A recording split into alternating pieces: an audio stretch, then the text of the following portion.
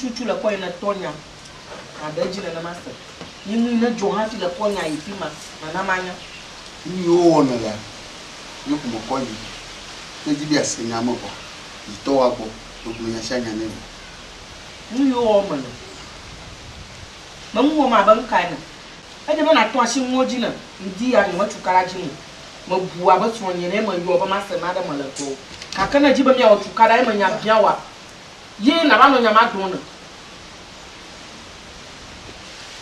ye ko ma don no go e ma ji tukara ndi o maba ma ji tukara o ni da ni wa ba no ni fie na se no ba ye akomu yo no ma de viole homo ma yo va hika mu nya viole ba no anyi de fie no ase enye ba nya je ni ma yu yo akomu yo no ma le ka bo ma wo ni kanka tapi nyanye klo sonye mi nya klo ba yo mi abadi bona ba senya ko jodro ni la de die ma mbo ye ma ye awa ronchi de dia no ani ko ronya ni nya ya la ko ina tonya ronchi ma ma ke ka jojo ndi a ni ma yo ba senya na mu ma ya yo wa ma ye nya na mu no na ma de fu to ala fu aju no ba gbe no mu le la pa mi ye mo ba gbe lo to yo yi bo yi mo ga wale yin jire mi yen dia eta mbo na no ina si to gbo de vi na nya ha won na de to ma be chota bo pomo ko nyo ba nya de kai na to ni na ma du fun bo mo le du fa na tufa ko na tufa bo e mo la fi du fa mo mo nyi de na ma igbon ka ma ga ba gbon ba nya ma bu na mu le ka ko ma la fi le de le ka gbe ya ko la shi nya fi le de ya manye gbale de mo pomo ko na ma no tajana ma no yi a to fi a don nya ba nya le fi o ha le lemo no mfi o ho le mo nya su nya le mi pe no mfi o do ma ya le fofo na mi o fa fi mi ya o ga ma nya ko ma lo mo se ga ma da so ga de mo da so ga nku nya mo ma nya po mu o mu pa ya ma ba fo da la bo na de mo da so ga na nya ba ka no ko fo mu no do ko na ma jo fo mu no do ma ka no tajana mu so nka me na ba yo na nya nchi abo ma de ne ma ko mi pe do venir mi va bonyo ba nyala ko ma fi ma be bia do venir ha lo ko gba ga so ko ga be ire tonyo kwa ga be dala pa gbogbo agomade enya na ma alo bu na tama buta mai bana nya be de fi o chine mi anchi na mo buro ku o nya mo bugo enya de va nya na so ma fi abule ta di yin dola ga to de ka ko to le nya je si tonyo bo le tonya ro kwa la yi bo le blini ga na nya donya agomade ho na ni le ko bia tani ho na ni le dana na ma gbegbe ayo mo yo bu ba ma gbe nya ma le yo fi nya ba dani na ma fo de dia lo le kan le ya wo mai ha po mi de dia ha po mi aso de ma nya mo do nya nchi na mo do nya nchi no mo ka am nya bo no le ko ya ti mi nya ma ni mo mi la wa ma nya kokon na wo no bo no le ko ya ti po mo le ko ba ke le wa bo fia mo yo da de fia o nya ma nya po no do nya nchi na ye ko ma yo na ma ba do nya nchi na nya ma nya bu bu da kan ti ba ma ka solo do nya nchi na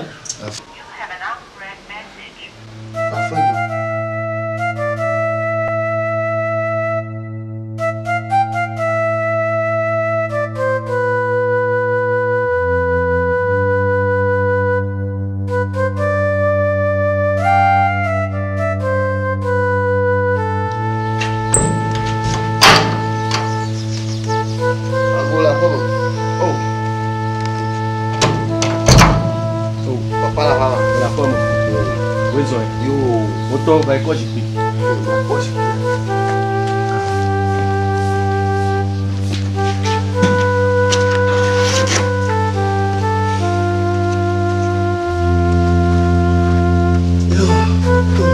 Dagbe dole ti ni otro ya. Oh, papa dagbe. Okay, madou ba fai. Bonova. Okay, afo moto. Oli. Ni no vi o. O do yin la. To jito. Ni do. E vi o fo. Ni la. Ni cho. Ah. Leke, se na klo de viori. Oh, o fo yin. O fo. Yo. Ah, bonye fa fa kwele. Yo, papa. Moto. Ba yin ma da kukunu. Ba viu sena pa nyaye mo kovi. Viu sena. Eva go chenka kaka eja koju kwa katanji. Taflachi tu ya yi odan fia mi da mi anu fia atabaji. Ka nwi wo na jeji mi gbana ne a ye ka ko mu ngala. Na wo mi gbe ne gba atwa waga obu. Na mi wo mi gba nke waga obu. Ye nka. Ye tebe sana la fuma maga ye de viu yo. Ye primitive je ton je na kwa. Avo mi gbe de viu mo. Kaka sana na nwi va do te fia ko yin ba. Apple ngbana. Magbo na. Sana ma vai to ka le ka sa do por. Que mo to nya de que na mo. E ka va su na fia. O va fa yin. Ati mo va senya. Ye ma ha do no so yin ba ni. Nen amade vaji. Ni magbo na ma ma vaji ma lo. Maga donya. Sana banka kaka jo churu ha. Suzuka ta mana vaji ro ha. Ye yigere fa mo. Aya gbo mala. Ayi hawo ajiro vai o a kon vai down nka vai o nyanye menya ba sebi gede imba mama da kukunu bana ba akun dani alo na adoma matawi no ava ne na gbonya da tetini na wo wona mako amoju dan putomi awo bo de vio ha o ma gugu o mega gugu na maraka ala bo no ba nyamanya ha wa nyama ko ko ve no we Enyo mo se kwa. O afi ma do enyanji ya. Egbere nya mo ho. Ni de mi aro ni ofia. Wonye gba yo. Yo va tro gbene ne ma de. Won to ewe, efo yue. Khronwe alo ne gbegbo ni vovo. Afi he va gbonye fia. Papa mo won mo kata. Le subede i va gbena didi ka ke gbede akwe ayo chichi ngwa beno no ma e ga chichi mreji Enyo anu de le gad gomade wona ni nye ga ove to le ga jaru pa. Papa ava do ga akpelo fava blaton fo ba gaji ga onya no vijin yo va do ko we ba enye manyan ga wo ple ga je ma do ala ba ndu ga madan baraka go ashima yiga madan baraka go Abe agbona ba na shi chaga wonu ashide no yin no gbogbo agaga le pepepepe vide na baba afi otoye mogbe vai doga na me keme dem tia na magbo chugbo yi ba pa yi mo vine ji dem lo ma nye ba ku kiare baba mo te woni yo vai doga wa ya mo jira ma drop bon alo ma nya biapo alo ma nya gboga obo ma mo ji dem Papa na lo ma wi no na pie po na a te mo tu nya te pe no kan ye go ka me jo de vuene ale na plan la madashi via alo amade plan le yashi me va fare ga majine wa oh na pore na pa gbono no arai ko yima yala ka me yama glo yo aso kede na ya yena chondi kanya na fo ba ko to gbo ma fiere yiga ha ka na fo ba ka ba afi majo yo anyo basi ma wore onyaji tia ka ile ola mo ga mo ya amoli aso yin yo na oyi mo yo be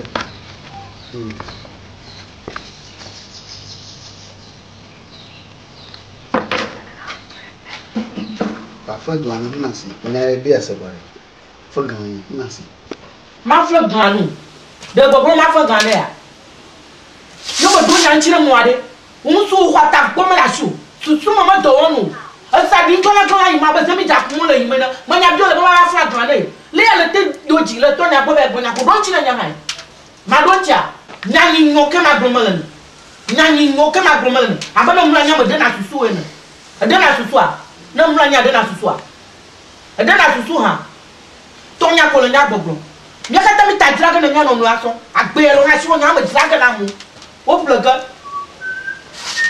ba ko mo na ma ko nya pa un jine cha afo fo ha ma tenchi do ga na mu re a to nya gboko la be ma tenchi do ga na mu ma tenchi do ga na mu no to ko na ba nya ma fo na mu wa nya ma fo mo ayo la sadi ma non pupo wa ma sadi ma non o la na fo ko mo ko na no sadi ma no nya o ma no yi ma ba re agbaja pupo mo le yi mo ina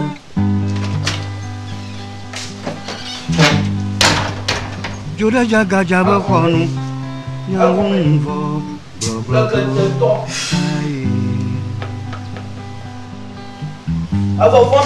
afo me tenchi na do ganam afo me tenchi do ganam na ka sai da mika dagan dia mi da afula la ha manyi no go agomade na jagbagba po na jagbagba na be hafan na mo no a to ko mika dagan no to se jamado ya mai mi no anyila no to se jamado agbe amagala na mo mala vopo to machama ao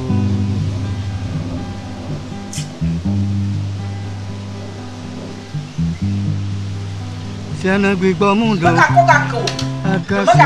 bere bere ni maka ko chai ko no mama na kwisi ni maka ko ga ko lo na li be mata mo bugo a dada ke dada li be mata mo bugo a ya to a Papa, nka kono dada. dia no ai me ma pona la Oh.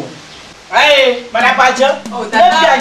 Dada ma ya ko ya ka ko mo asabi ko na banya ma ko nka ko mo le so ya ka e wala se sabi ko na banya ma ko anya le dia nya ma se nya ko banya ma ko nya ke vo ina ve da mu na madula nya ke vo na da mu na do na da mu no fa enye ji wa fi o ti o ma da no enye ya ko e ji o enye ya ko enye ko e ji we afi o ma da no banya o to afofo me ten ka gan ti o nya ma ji ba nya we ti ya nya de ni da au ma ona ma ji to ma nya ba nya so mo re ma nya ba nya so ma enye ji o e ji ama nya dodo mo re e ji ama nya dodo mo le do chichi o ma nya ko ma le do chichi chichi a ho de ni chichi o nya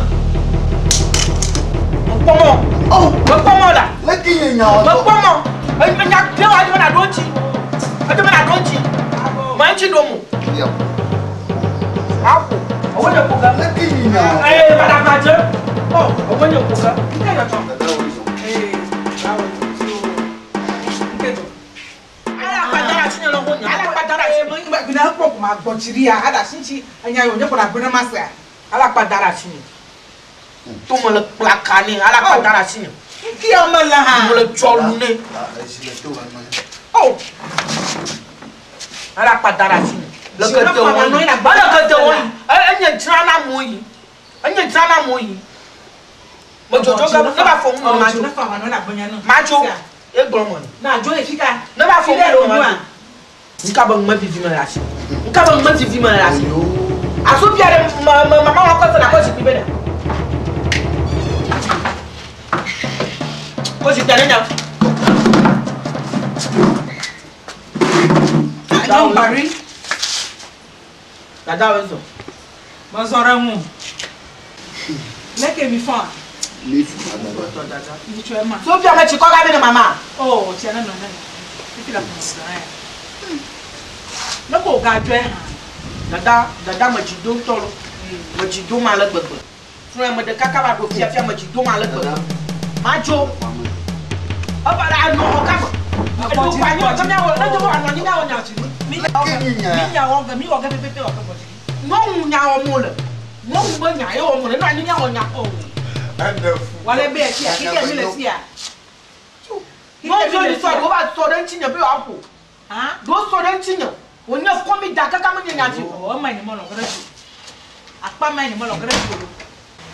Jonathan, Asia, Jonathan. Anya wo bukua ta mabado. Bamba ba po. Me me adoero. Ka fi ba do wore ya. Jonathan ni choma li ko wa do rejini. Ano vie vagma. Ko nya do ve. Mi hele lan pokwa. Ba ple he ma baba. Ka nya yo ko be ne menye ba. Awa mplo na mushi. Ko kham ne lia. Amona ma fo ni maya. Amara be va yebo ba yo pa klo no ngono yo be do ga la fi hogbo be do ga la fi hogbo fifia mo fa hamo o va fo ni maye ne va gbo o va fa linga to por no nya bam ano e tro mo moto ta ba glo no ja to son ko nya ko be ne ye ko e la ko mo church mari ne mo pe ndu mo la ko mo ye mo o ana ko ma ba vraiment de mo ba gbena mo wa ma nyure tanya pe no vie be mi ava hafi bo no vie afon ire gbogbo fi de ye ba awo no ma mo gba le fi amonyu ye ma ha advice ya mi adodo ha si ba do goro nya en avo nya ma avo nya avo ka ta mo de kama ga le ye to gbogbo de kama lam li akote nya to nya gbogbo ba chan opu ba konu kwa ni to pe mo ma dun puye to e de ka ji gbonre aya won ya la ma de ka gbon yo no munya wa ma ba gbon ya no yi ni ma ko vi wa masi yi ma gaga na ra ko masi ya wa masi abe ma ga ngu mo nya ma ba zu gbogbo fo ba la pa mo ta ma ga te vovo no atinu wa ma nya de ke mo wo nya pini asira masi a fi o pon la do ko apro ma be dari afia fo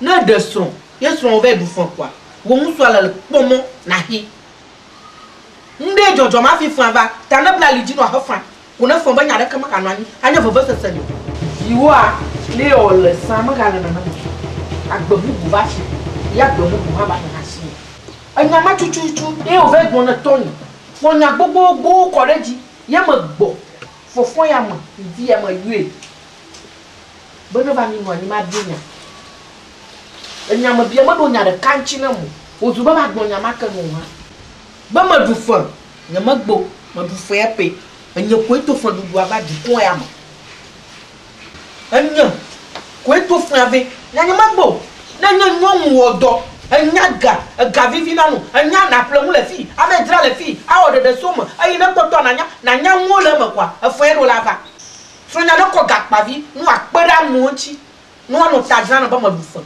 aula manyemo asia manyemo amayo atia konya koyina dada manyemo ale fo banya yo ko fe bene na nya ma du fo so nya ma ti tu akwa nyire jinyo onye draka ka no mvi o ho onye zu yi ma ha machine apa ma ya machine ma na ma ti ga pa mi mo ale na yi left po yo kaka na nya jojo le wa disa oji wa gbe no ba se na du fo kware no wa kwa si pe ne ba do won anyama broma le fia onjajo amanya ma bubura ko nya ko yino anya profofo avo wo kanyo yo to mo le ya ni magomo se mo to me na pa na nya dondo no anyo anya sama jona jama anyo nya na fifi o sroma abroga na masaga sha do ko afo ya manzia ta jona fa afa ma broma la ba avatia nyom no tufa non sashi ya ko brafa anu na dama anya ba dada mi jivio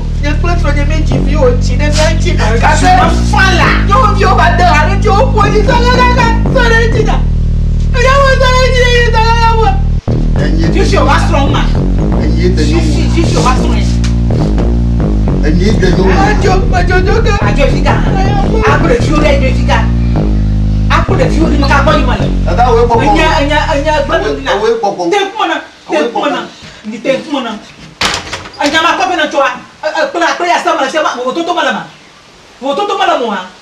Na no eno mo Victor do manya. Ana no mo Victor do mo. O gbo mo to ba ti te se ka nyara gbo. Do to via ma fira kan yigo. Ma fira kan to ma yo fia ko no gele ya. Afama ma kaga na la pere. Tira glinchi po. Yo mutu o ma no violi. Atufu la tufa. Wa gba ma zamare. Kana amara were o no fia vio chile no plere. Ata agble. Aka gbo ko ranchi. Ata agble ma no fu mo ne ma no ka ko nyara be na. Ma ka no fu nye mo no ko nyara be na. Ta ji o na fa ka fa ji o ti jwa fia. Asanya. Na fi o ti o ga no so na nya gbo. Ma nu asanya. Na ja na ga jo pare for form ko na bi for form. Ni premier sa. Na lo do na namanya. Asia. Yo. Fika o to fi na ma kan na ma jwa. Olo wa. O re amia. Afo. Ayo nya be o gbogbo ko ma mo to mo ma be no na ko ma. Ai be la ko ma. Ma be la ko ma. Ma be la ko ma. Ma be la ko ma. No fuada na la. No jo wana no dana. Asanya. Mo jojo. Magajo na ana pa ma takle. Tama mo. Jo na na ta.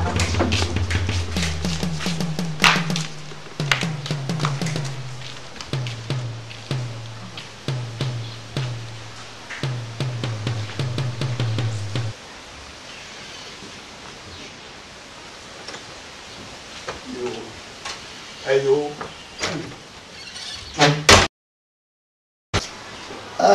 Ama fa. Manya anyana kita mayo yang rahasia. Empa, belum mah bang yo cocok apa mah. Yo oma, kita mayo milo made jine. Ayo yang dia anya belum cibo. Kayaknya patron deh. Papa aku dah dapat yang gua malah. Papa aku dah dapat nyayari. Nyama nyala ka chuchu me ya wala nya ya ka ta mo la na bo ma chaka la tamu nana ma bien el papa ban ke jojo ha o ma dia dada ha o ma nyala ka ha gro mo voa ho no la nya sha ko ya mo va fifi am ya jojo tia a we be nya uchua un sham wo ma be yenye gagla su uchi nya la pa ma fifi a jovo ale ke nya wala gbo Achu fi. Ali amo ponya de. Anya du tana. Ali anya du fie ko. Afi wani ko ke fofo ma de nya papa ko dada. Nya be nya mo. Voa kaka ni kele me nya atu fi me. Le fi me gble ko agbogli nya ko dan. Afi aba no le fofo ta nya to la pa ma. Ma kan de mo le. Ma ka wa. Achu fi anya o se me. Yo anu abo igaza de ya. Amafa nyake na gloma von alaka da gbogbo fia be no la fufu tanya ya jojon la pe ya ma da kama kan da na modon nguma alia mi ko wa ba mi ade na eta mi yo de fia be de nya glonya wa nye da ka ka mi yo fia ni na glo fia adu taneni na do mi mo ko na ma nya ga kra chupi ano fia aglonya ya lipo kaka mi buo ba no da kaminya to da kaminya mi ma yen ma da mo ba no la bubu vonya na bunari Achufi enya gloma la de. Ile kape kwenya. Pa ga va do mane mi. Ile ka ko isa goma. Nyama glomi la. Menye mama dem le nya dum. To da kano da ka ko ni. Yo, anyama. Amo defo. Nyanya nonye. Anu gbegblon tso nonye tia fi ma to kaka ma dro wanwa. Mo to ge ma dro wanwa. Ya, nyama jina jema. Isia. Jura jaga jaba khonu na umbo bro. Stama fa ala kanyala pia nyara kama lo Jura jaga jaba kho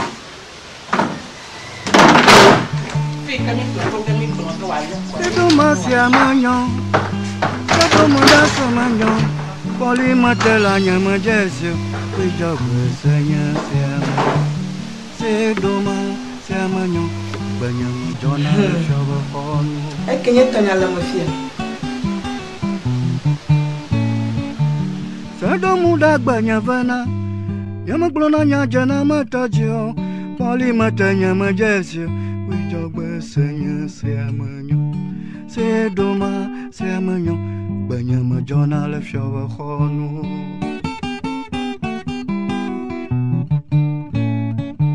C'est domudak banyavana. C'est domudak banyavana. Nyama glona nyaye jana matoje. Oui, jogbe Seigneur, c'est à mignon. C'est dommage, c'est à mignon. Jogbe Seigneur, c'est à mignon.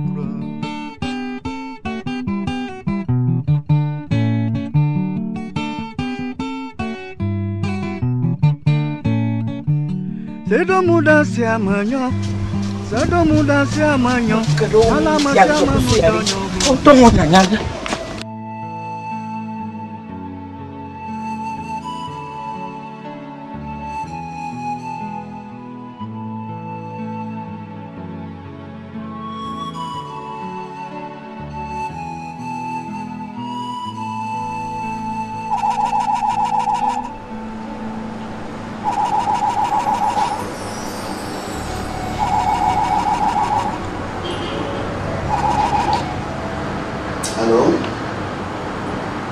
I'll give you phone.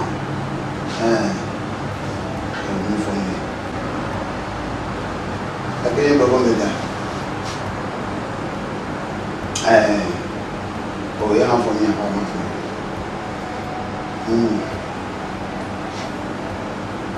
I'm like the Manchibadi. At my open at you for that. Never do my belly. Then you're Namanya. Ya ima alaba ngomong di sio kata lawujia ni amukan abudan alaba nama wodo choji chaja nama ya agmati maso kaba ezia tani lido pantoge ba man pantoge ang pagaba mato.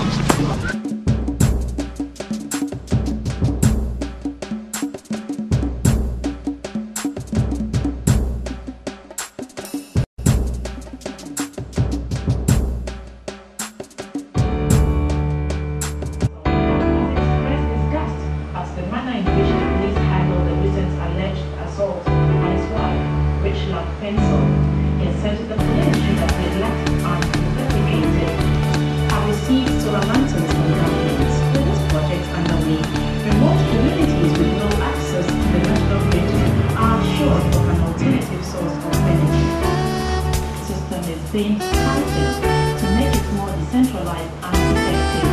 Technology involved in its implementation has been taken through their phases in the Western region to ensure a successful project.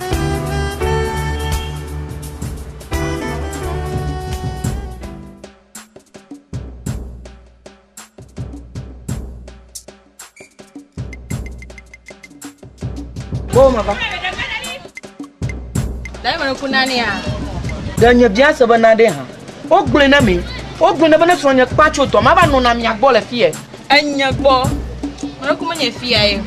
Manya fie ayo. Anya mo ba le ye bo le manya fie ayo. Na so nya kpacho to ma ba no na me agbo le fie. Na de mo ba le mi pa fie de. De mo fo so de kan kuma no hanya. Anya gbo. Jese no. O ko ko davi aso ma no mi agbo po a. Ye mo je si sura ha o de. Ela, não é? Eu ia dar o telefone na do, bem, na noite eu fui com na no viu na sicava, mas eu me chamo na cidade do,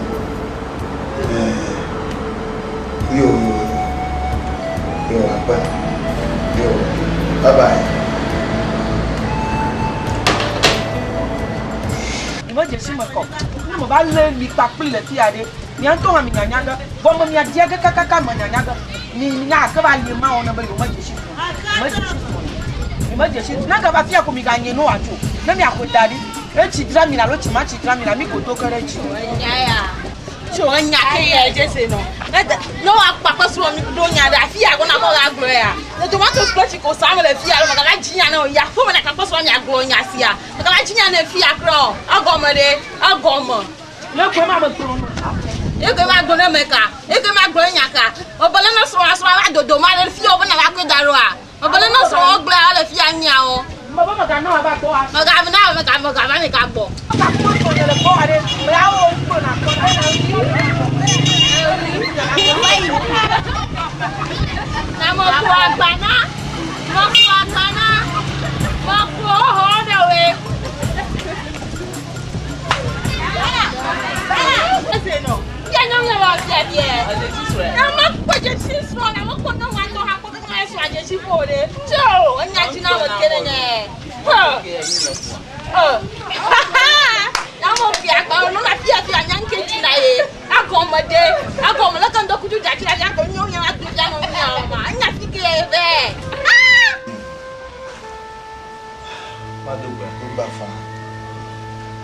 Nili, Indo, then of your Nicho, Sorara, you for fun for you.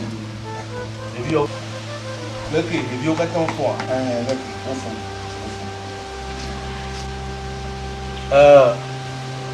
when you're not a great from back with you. If you never a young, you're born in the also. I love my way. I never come my own. Que te tu ava ni cho ha magayu e ba nya mo mo le tepu que te tu ya gro nya mo le fia gayo du ne ya ga osu bo wa lo afo ne ya bo e du ma ye he ma lo na de ko e ba chichi le che e mo ho go akpa ma mo se go mo ni ala ba wo to ha to wo le wo nya mong dun mo dang fia subo ko ke yo ma su ni mo ma ba po body e fa ko je mani vivia e do garo ma na gro mi no ere nya mo nchi le ke ngu ga ha ji me ni pro wa gbo wi ayo baba wezo kaka ma globa yang pernah buat benua banyak yang saya nyai na amatu pula mengubah ini wabah berada sini ber alu bea wabah no aku jago ma vivi mi haba wabah atau toga jujoga fi odovia kafla taflati papa nanya modu doji ole kura fonka kan yima ya ba jaraba Gua, kakak ibu nguna ufia, menganya mereka hama gato tonde kumene wa bofia agbonya ne wasi. Ke fika eto iba, oh, aba dia tahu. Agak dogo ke. Ko magloba ye ba gronoa nyare ko ba da sinji bia ba le ube okoro. Ekpo ma chonyangu eno akọ ipe nya we ni jobo mo na onya bo je bo wa ji ya bo nko gbe vie na de to ko no mo ifia mama chi mi ji lo ji glebo o ha na ba ibe nya chi eno ha ba kaka ba ka de juju gafia nya gafia wa ba jo ba nya mo ga de ya gbo mi ma gbonu pe ko ni ba mi obogun mi abonya chinyanya susu ita magleroa togyo dolo ba nyong ami ve o nyo pona miti ve ye puga na do japu mi ona wa pono wona da vira chilakwa le butu jegbo emo amoji dendeng pata yime ya mo susu ba nyima ga ipo nya da kese ga wanya ya fa jinamo akelema mo dona fia ba o kare mo yoli ya ba cha na o kwa ni makpo jijo fia kware nwo oh papa nyama nya bloga blego ale amale ya ikuma tin blono ewa no mo blono via ba mi jire wom ni tera gboyin de wo ma ya ala pai ale o le ma nya kwa no ma ko le ma go ba ko mo te nyama te be tia ano gbegba ano ko ya ma gba no ato ano ko ya mo no ato penyam buka kami nyanyela amenya kuji ima bora Não me crio com a mão dele. Mas covar como? Não me crio com a mão dele. Não me voa eu mal do programa não. Punha matão. Punha matão. Mabadi. Punha matão. Mo wo ka da ko ga wo jiri fanya. Si jo wo je yo ma fi na ga jo na ma mo no ma. Anya. Nyamo po alo ma da ko. Tu nya tapa. Nke Negle lo, bobo mo le ma negle. Magble. O agble. O agble hu ya na jojo ma ha jagba ba tutu na agble. Na banya ma no tonko ko ha ma tonko. Ma tonko. Yo de bio no di jikube no. Na ba no to mo tonko re ya. De bi ko ma shi jiga na mo. Na mo nya bom nya ko mi plare mi plare. Ne ko mi to ko re ji tare mi to ko re. Aga ba la padara sinaro. Aga ba la padara sinu. Fifi ade.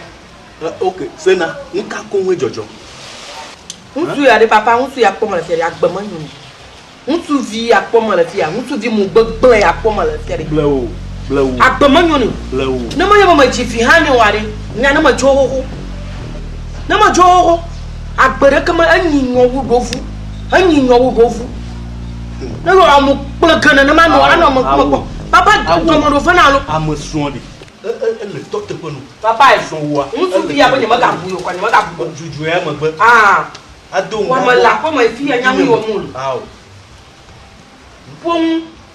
Mu yo kata o ma la gbe na papa. Fifi de ba bia yin fi ka na chu fie ko.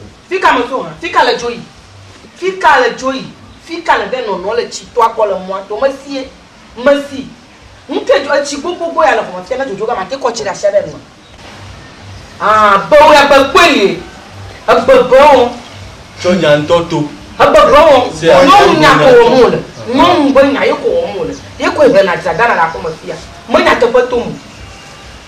Mo ka san ko me jemoni. Bona de ma be kri wo le mo di fia. On to hala nya le bo ba no nyi de fia sa de. Enya ba mo kho no no mo ka tan la shi o va ya. Nyong nya ko oba. On to mo ve poi. Ne ga va e mo lu du hare. Mo do ple duduma. Tonya. A chi to ma mi mo ko chongwa. Ne ma ji o de ga la pa mo. Aso wo. Atenwa do go fia no yin. Ga popo fa kwa. Chi ko awi. Wa ba ya je chi anu. No brende je no ba aya ji mo chi to ba ya de. Ya ma da mo ku ga nyira fia no ibo jiro mi. Ne ya fuma fia ba na na ba wo wari. Papa, mo ni na mo yi fi ma na de be wo bo nya nya yo. Ntu vi na dogo fia yi do ma. Salati pepepe.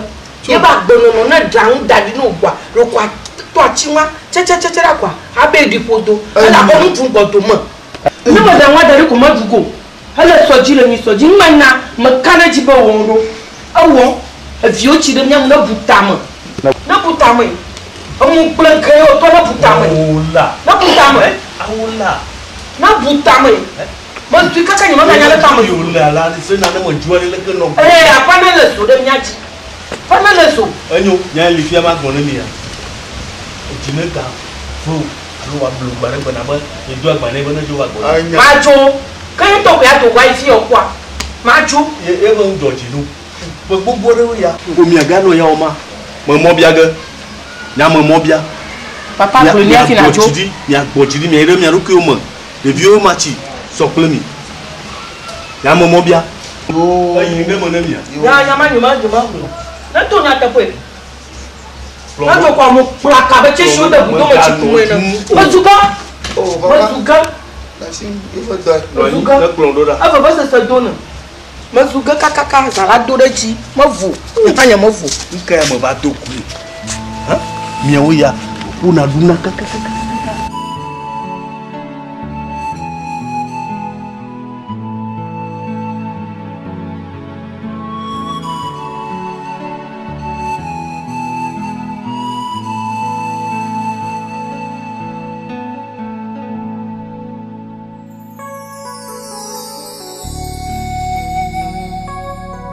Molto. Offre eso ya. Aiuto. Andiamo là dedans. La ke mi pavo. Kami atori. Oh, tio, o la fuma fi mo jobo na do e wi ntare. Yo. Ale wona nan chan kware. Gawo. Bawi na ma.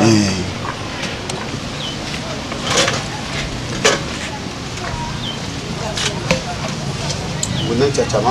Yo, ngoga.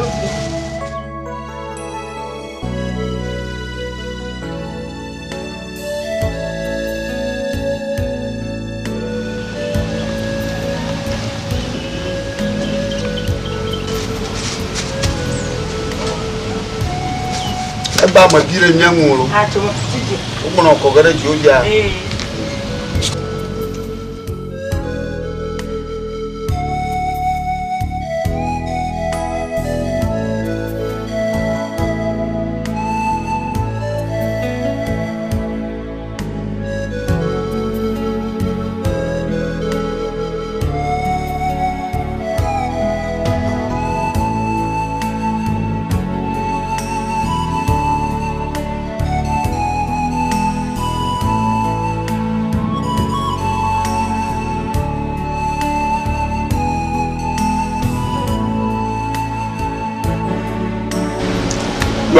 il y a vieux de bon aïe. a to wa ma do bona na bi bi nya to e ba ma to ngolo a to ba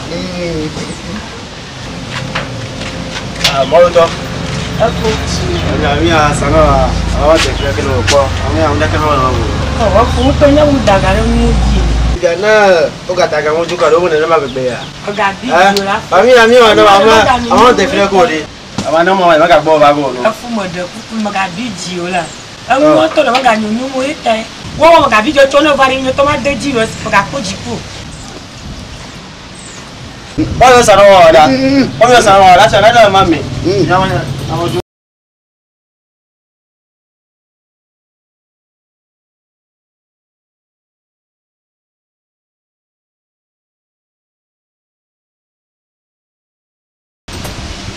ko ma de kere ba su anya su tu se ni o be a hola si pe mi wo kan na pota fa jilaju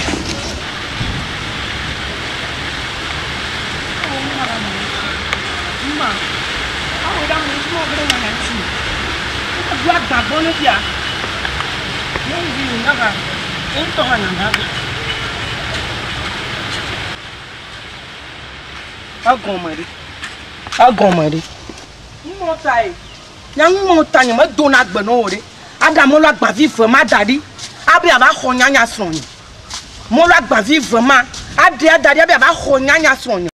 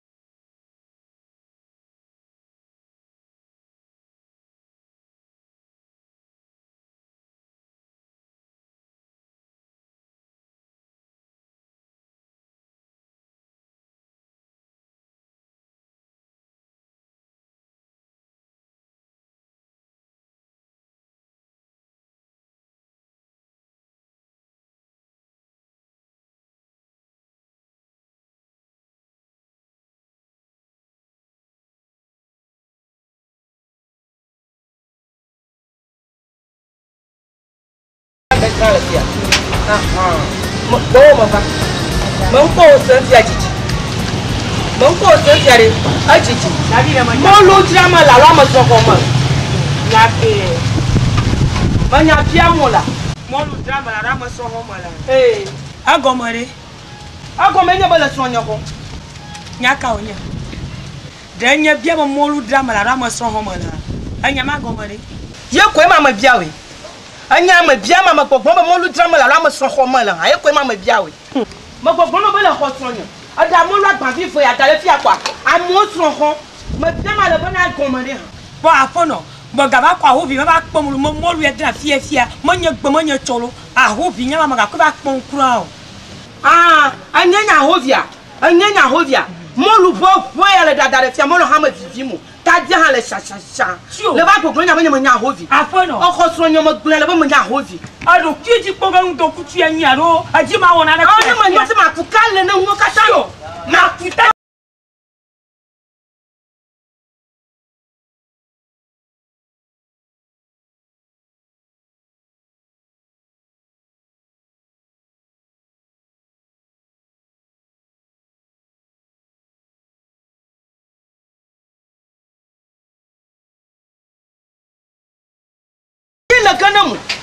tanya sele tu ya manyira nya me de kemo woni dona na gbonu ne de nya ha de mo so nya ko ga dara gbato ata no ndu ba kan wa no tio apono fike na kunya masue ya kama nya ma gona fike na kwesue na mo dan dada ya mo va poplemare de on fia bana ta mo molu mana moa ta gboku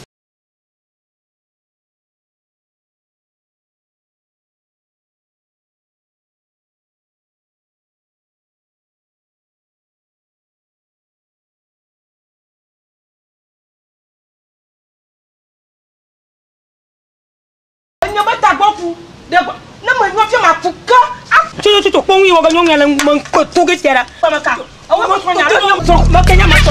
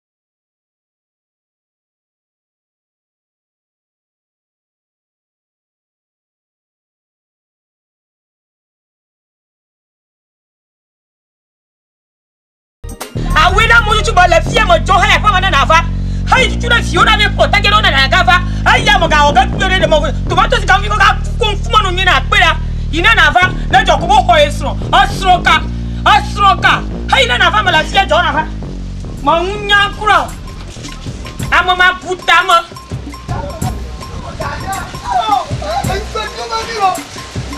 Olha como botar direito fuma no ora.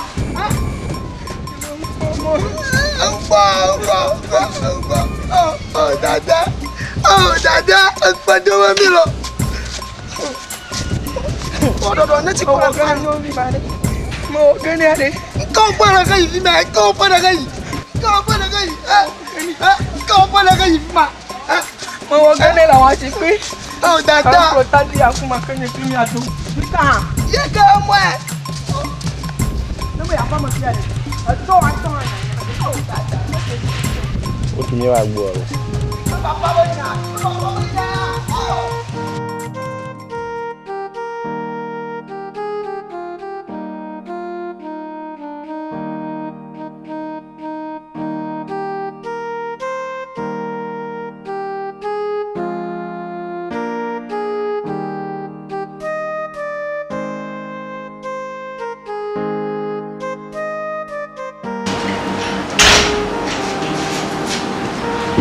Legal isso, né?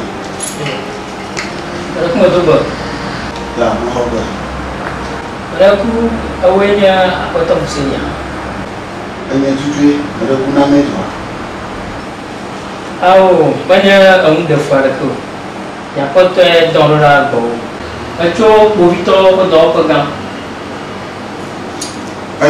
Mereka pun mau mengonasi.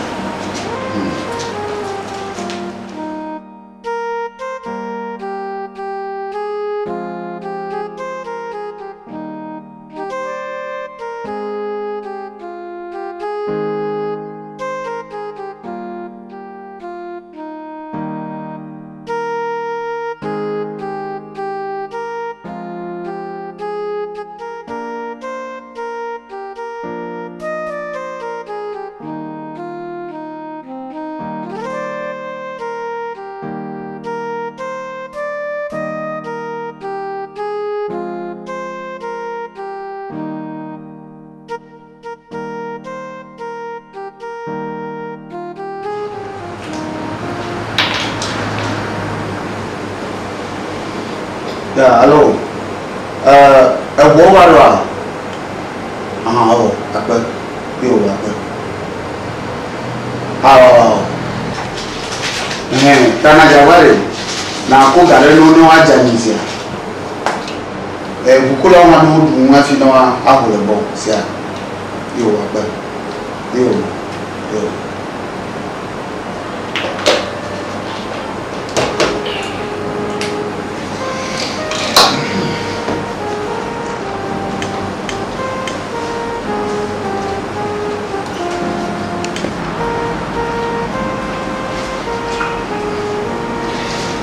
Madam Wilson. Yo. Okay, phone. Yeah. Okay, bonne fine. Agora uma boletim. Malah favoar ke je. Foto dora. Jo, itu dora. Pina join ya ba. Ono biar lengko. Na aku nak ke YouTube kalau jawab ada. Apa dog ko magic pola. Na nyama bakanya shi bi kuma buwa domo foma kama kata ina balawo wa kaka na fifia omo wonchi do ibia ko mo kuku ga no jima mi to je shiba akono ya da ba do ka chua anya wa kono numatai na ko to dom doda ma va go lo do apa ada apa le veno na wonto na chenye mo na manyua ke pada abaja kolo na polo vaduka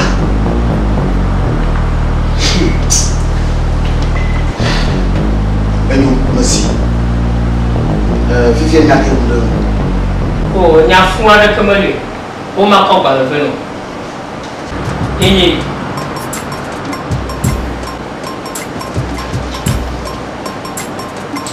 ayo masi basi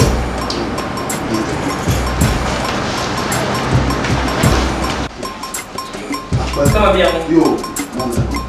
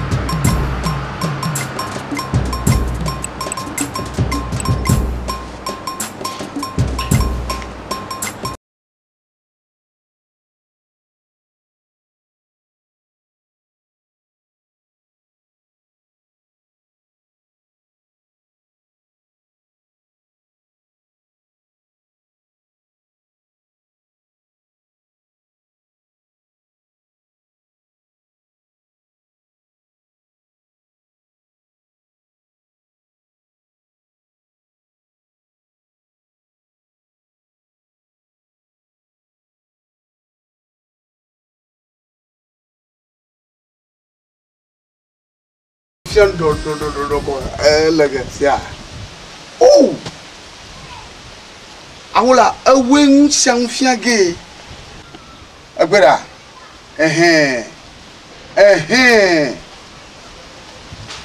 ela no bo mi awo to gbegble lo mi awo to gbegble na le ma nko yo ge mi le ah nko yo ge mi le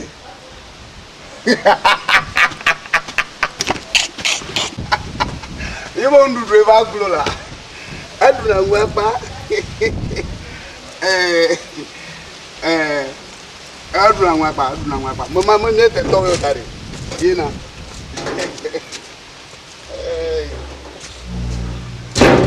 Kaka dada ko nya ya de. Atufi. Nya e mo ba kere dada hu na fu ma sere ka kwa. Ma wo ba ma je nya ka mo to ha ba nkeji mo. I mo gbe kiri dada na ma kwa. Nkunye ba bia. Ye ma futa ye mo pore na ma ko bo apa mo. De fo ane mo ba kere nchiwa na dada cha ju mo. Ya ta bo. Kaka dada ko nya ya de. Ai ba chi amolo. Ma se mu nyam ya gbo fuma lo. Ma se mu ya gbo. Nyo nya ba chi. Ya gbo mo la. Nkon ku mo to. Eita. Papa wesa. Yo to. Egba. Oh. Yo, bye. Yo. Kami ngwa doge. Bye. Baba.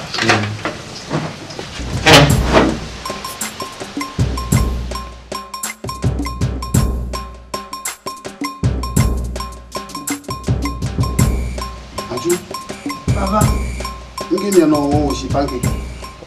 Papa mo lu tole ko ta ti kuma na dada ro. Nke won kuma na. Ya kamo ba ya kamo. Gbe sadi jajajira yin wa o mo pako ma le fun ma ba na nke won kuma. Mama we won kwa mo. Cho. Ngbe vi o mo ba bia ma mama yin on kwa mo no. No vi che ba na no ma ju. Cho. Mo lu to ba nke jo afi si le ta je na mi no. Papa nya mo nya nko no mo lu to le ta je ni olo. Nyama ma kawo. Nyama ka jita gbo kuku wa nyare kolo. Ya kamo ma o mele yima. Ile mo lu to de ma o so nyama samu a. Alo o so nyama samu. Ma san ka fi shikwe. Voire. Ta die na fa na fo ka bi mi tuga fi ma ka shiro ga de fi ma kokoko. Olo ba lo gbodo na blana e shina ta di na ma. Yo chutaji va kodon kuma na ma. Ala ba so nyo konta e to chutaji va kodon kuma na. Mi go to ga mo ma to. Nyao. Etienne ba avec mouvement. Ba doro moto wole tadino. Ma nkuma mia me male. Da unha. Do viche mo na na maju. Te gbonyo na yi. Te gbonyo. Bon. Mo vuvu de la si. Na da mo nya pomfia. Ye ko ya trejin. Ojo po mo le vichi ma bo mo. Nyamu. Bon. Ni mo fore wu. No viche mo na no maju. Te gbonyo na. O nya ma te iwo. Mo tong leg be ma. Ba dang na dada no. Mo gbono be to nyuma.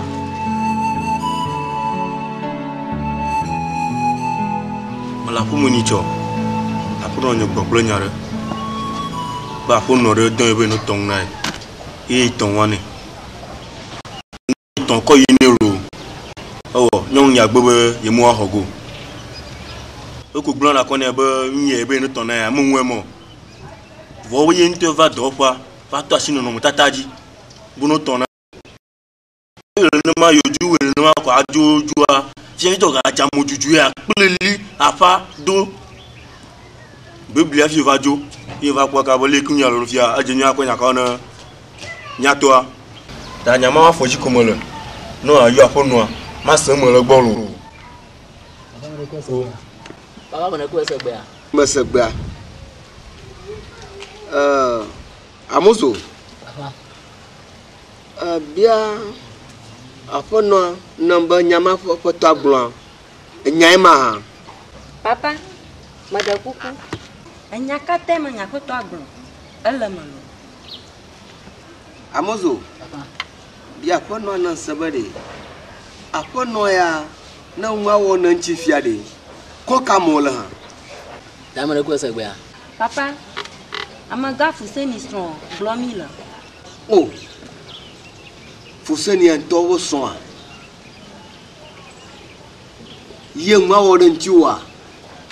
ye chuchu on Yo kono amaga klo afo no ba masanya.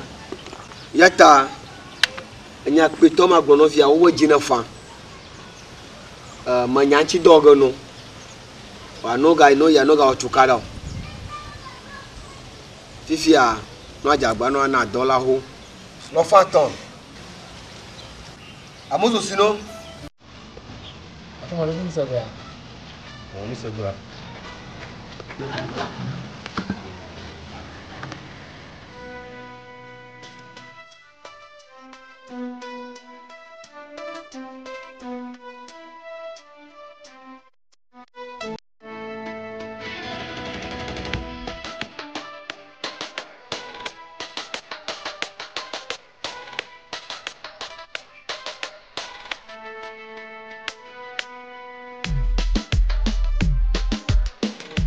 Chami, kwena amagaba no dogba. Omre kuni segba. Yo, Chami. Na mo ngani adobe. Eke kwa bondo. Neli. Ni do, neli. No vi han, o do yin. Nchora ma. Chami. Pa. Twena maga ba wonya na ka bia na. O la fojuru. Ni segba. Ko segana dumaga banya tafe malafo mencho to do maruda ba baba kama wa senyare ne iba foji mala Ya tafe madam le nyawo. Wa ma no bone ba. Yan to ma ba fo. Yan to ma ba. o Chami sele dumaga ba ya e to ba mo yo Chami. Papa. Kwena magano ada wo kla fono agbo. Ba nyada ba do gbonya. Ba adon kata nchuara wolone kata wo kwa azu tukara. Ikama panya wenyasia na video to nasi. Ba ko nyada be do niso. Ne nyaji bia so. Omre ko segba. Asegba. Apono ni. Le nwa juari. Ni jina dumaga no ase. Chami to. Bere kuku sina ada jula dumaga gbo. Plani no fa gbo ba. Te la manye. Mo ton na davia. Egblon wa da kono ba nwa ma George na yi. Ni ala ka mo wo ku. Isi tami ple nya foto mi ba fi ade. Chami. Papa. Kwena ponwa. Banda na ma wo jihara dima. Mama mare ko segba. Oh, nyama segba. Aka Chami na sikwa. Ina dumaga ma ne ma nyaba nya ya ta nyama gbona ba si. chu Mo gbona ko. Le nyama te doji. Ko gapla fo. Ko ne bana tona.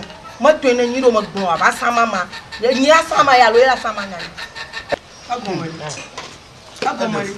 Chami. Papa. Sino ada pono agbo. Ba nya wo ko do jia. Wo do nya da kanchi olu. Mama mare ko segba. Nyama donchi. Nyama alaka ma nyama nchi. Sina wa potwa ba avalia apo no aka ka do ke ta potwa ya. Ulo ke tenevo. Aglo anyo na jawa ba no ka fo na potwa. Wa nyama ya aku.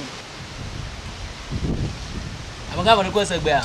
ma segba to segba Lolo na nyama ja. Nyama gbon dumaga la fia. Aba nyama ga kan lolo na ja. O va nya gbon ga wa jo ojojo ra pa de ka. Nya ka to go fe nya mo pa so bu de kala mo. Nya jo ra pa pe fe to mo ma bia nya re kokoko va jojo ra pa de ka ba ma ha fo. Ga de me na fin ga ja. O ba hafa. Awe o ba hafa. Abo ki mi jo. Chami to. Loko sagana potwa. Ba nya ya. Bo bua ma mi ko tunu ya. Na nya ba wo gba. Bo ma ka fo wa.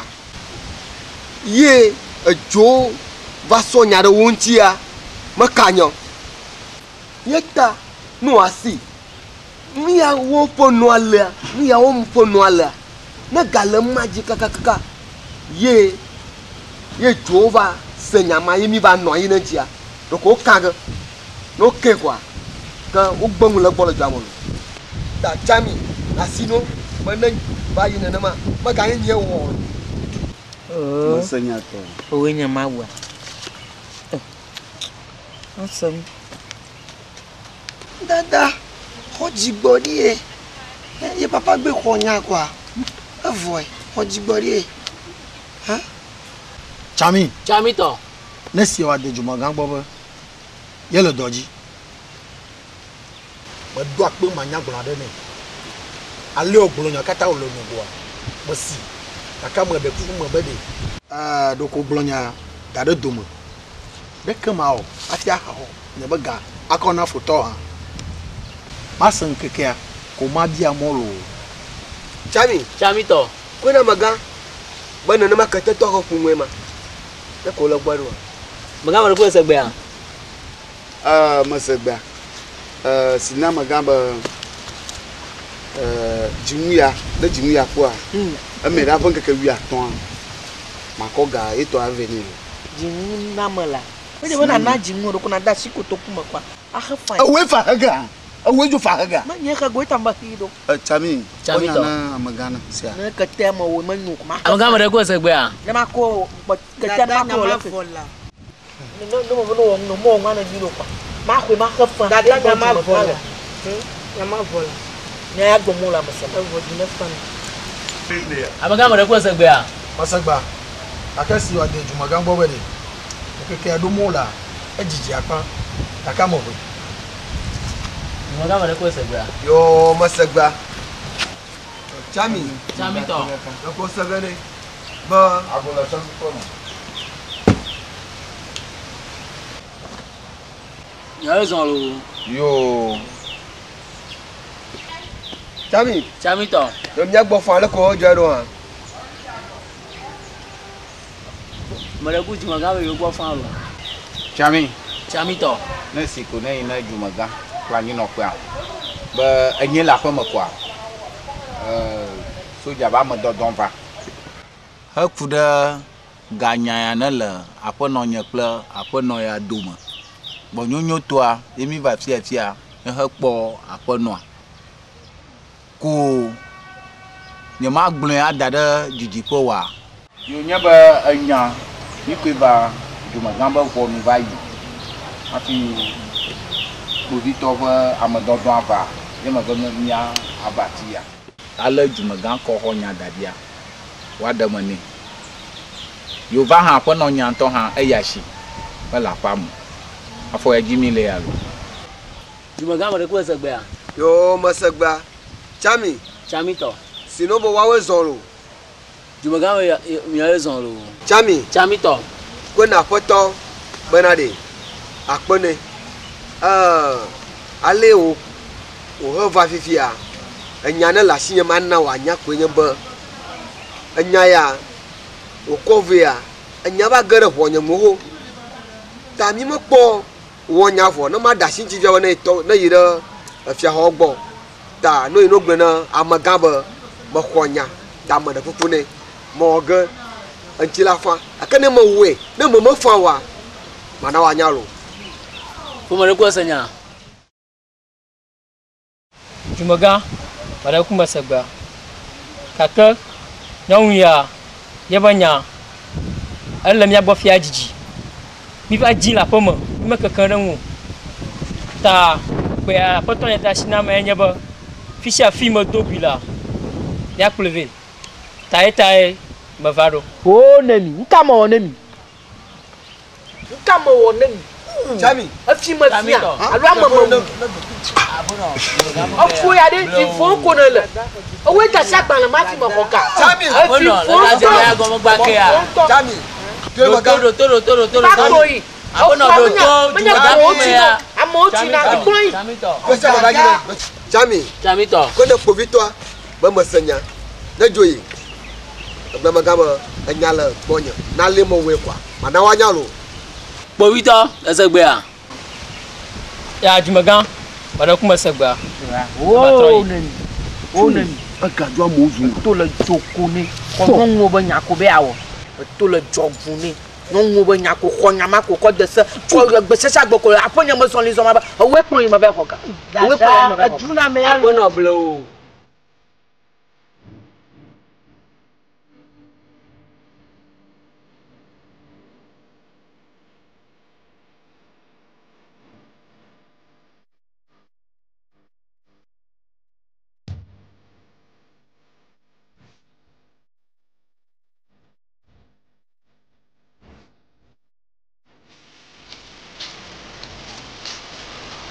Dada. Agora, fica tudo bem. Ya tu ni bodoh. Não foi. Papa ira ngwango do fia via.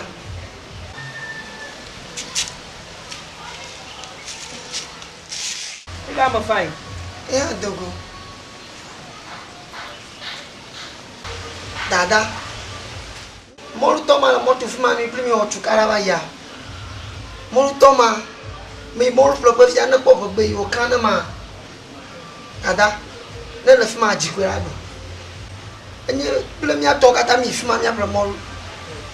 Nyongwa wa ka bo ga mo yi ke lo. Nyongwa gba me mo la saga no. Nyanka dai. O tai. Blo mo kata tukara da sinti. Adine mi ato, pa ma dire nya nya. Onyanka o tai. Obo mo na nya mo. Ato gbogbo no banka. Obo mo na nya mo. Ina no ma na nya banka. Alo yo wo nwa na ntinya ma shikwi po ma nwi ma tu ni afi ni ma tu ni wa. Yo ba gbogbo do na ntinya. O ha ma munya mo de. Na nya ba mi pa mama mi odala ga ba pe mu le kwa. Nya abobo mo mi le yemi ifmai. Abobo mo de mi ato ga ka ko da na mo la. Mo ma da ka ko ni mo lu to. Da mo jangbo, mo jangbo. La ga de ba mu ma to ba gbo no ma ga da na mo. Nya mo nya pe mama mi odika ka ko ta di da ku ji na puro pa na ma de. Na puro pa na yo ko ta di na ku na puro pa na ma de. Aka ba no mo ma gbo yi be aklo nwa gbo. Mui tu kama le père ma dosia ida odu do atu mo fuma bona bosi mi tiana manya ai a sha kwa mo lo bana ko mo fi yo ai ala ma ti fi bona manya ngana de a chike o popro no bo shika mu ale asidi ale na nande danka ya we o ma afi u fu de na wa mo tola amaka ba asia yo danka mai ma bona bana kuna ja tu pa vile kwale wa kuda dona yo Muna ba niya to eh? Yo. Pakaba. Yo. Matugani ari. Matugani ari. Ko nga hada ko matugani a. Ito ana naga. Nga mai manya hada ko. Ya konti.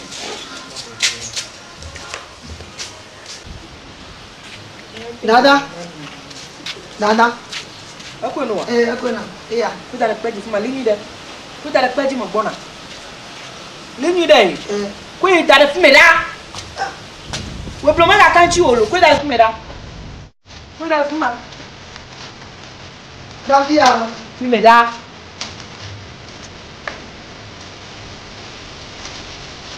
Hola go Kare aro manya no kon Vamos to kon Ba ko bi ba o ba de dia o we san mo si pe mo ti a gan ni gbade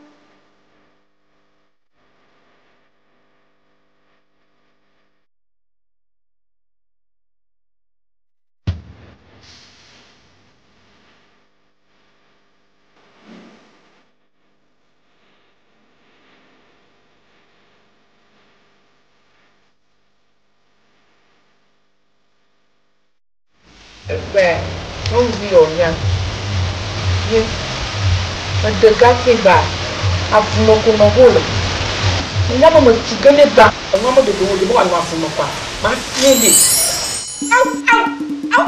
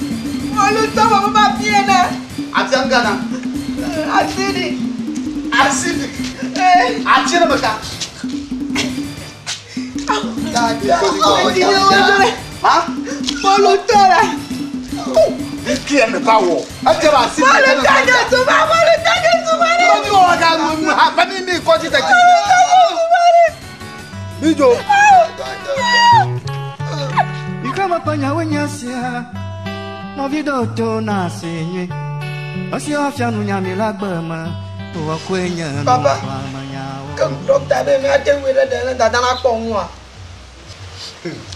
Docteur agble ko ble. Ai me klonya no do yi kwa ma na kpole be mu katan kla kota ba wa. Du tetrefia. Nkwela a photo chi me kra maga hunkule ba gbo magata. Ko afwe yo. Docteur agble ko. Agble. Daga ho kwin no nyi chivo. Bebe mu makoya wo. Awo jirfi, ada konfi, awa nti, ni manye mu ha ma. O ba e ma. Ni wa ba e ma ku ba ba.